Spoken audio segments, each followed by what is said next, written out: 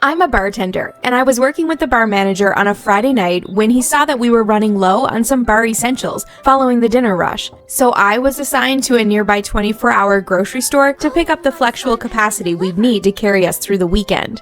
I went to the store and to the alcohol aisle. There were two country-looking guys, presumably around my age, staring at me and whispering to each other in a way that made me feel uneasy, as I imagined they were making comments about me. So far, everything has been very harmless. Before they could approach me, I hurriedly collected what I needed and walked to the self-checkout machine. When I arrive at the self-checkout, the two guys are just behind me. They utilize the scanning station next to me as I scan my belongings. Now that they're right near me, I can get a better look at them. One is taller, more muscular, and has a more average appearance. The other is plumper and shorter. The taller one tries to communicate with me. "Hey, you seem like you're ready to have a good time, huh?" I said something along those lines. Yes, something along those lines, but it's not for me. They approach me, ignoring their obligation to examine their belongings. "Oh, it's for your lover, is it?" I give another awful tight-lipped smile and slightly roll my eyes.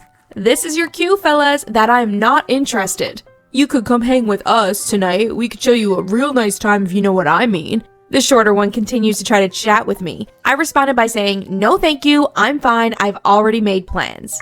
As a result, he adopts a more threatening tone and approaches very near to me. I'm only a few inches away from him, but I don't notice him because I'm concentrating on the scanner. However, I do so in front of the self-scan worker, who is standing at her podium with wide eyes, attempting to indicate that I do not feel comfortable and may want assistance. The machine breaks down and begins to beep. The lady worker came over right away, and the guys pretended that I knew them and that we were friends so that the worker wouldn't be suspicious of their motives. The employee, on the other hand, was not convinced. She punches a few keys on the screen, giving the boys a disapproving look as they try to be charming, then cancels the order entirely. She adds to me as she turns to face me, "Ma'am, I apologize for the inconvenience. This equipment appears to be malfunctioning. Please gather your belongings and I will ring you up at the real register." She places her hand on my back and gives me the same wide-eyed look I gave her a minute ago, indicating that she recognizes that I am in danger. I gather my belongings and accompany her to the register close to the security office. The guys remain near the self-scan, still staring at me, and eventually finish their purchase, but then stand at the exit, presumably waiting for me. If I exited at that point, I felt like I'd be walking to my death. The worker searches my belongings while keeping a careful eye on the lads. She notices I'm in danger and immediately dials the security number.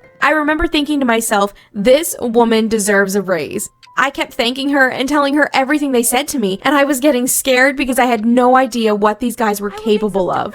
The worker and security guard took me out, and you can imagine how empty the parking lot was at that hour. A large old pickup truck sat in the back of the parking lot, its lights turned on and pointed towards the store. It was a large parking lot, and it wouldn't have made sense for them to park that way at first. So I'm guessing they moved the truck to that position so they could see me leaving the store and walking to my car. I felt like I was being pursued by a pack of hungry lions. They sped out of the parking lot when they noticed that I, the worker, and the guard were all looking squarely at them, and that I wasn't getting in my car until we watched them depart. Needless to say, I no longer do late night shopping alone. I'll never do that again.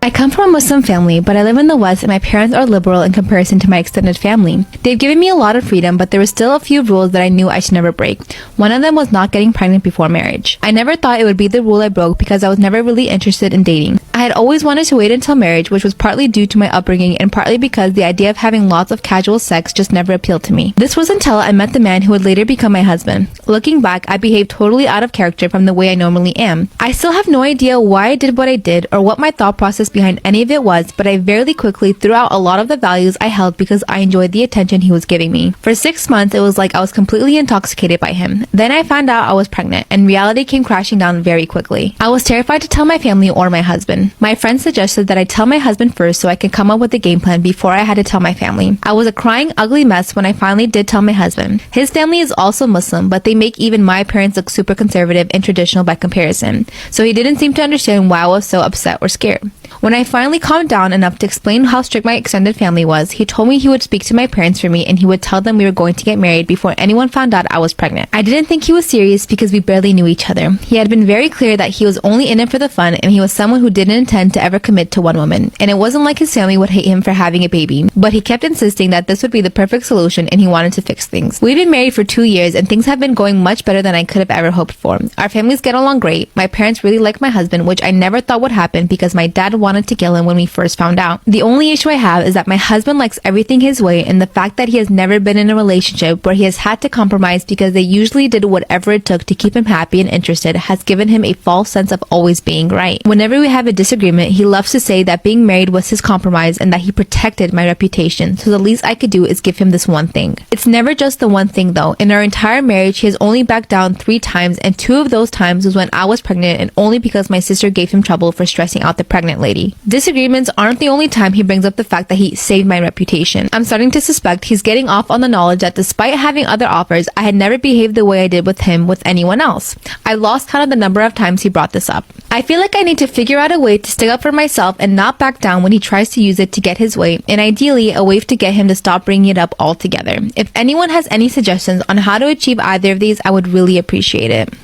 I just found out that my best friend who is 21 has been sleeping with my dad who is 45 for years, and now my mom and siblings hate me because they think I destroyed our family. It all started when I discovered that my dad had a lot of sketches of my best friend naked. He also had a lot of photos of her. I confronted him and he just told me that he was in love with her but that nothing had ever happened between them. I talked to my friend and she swore to me that she only loved him as a father and that she would never think of him as a man to flirt with, and I believed her because I thought she was in a relationship.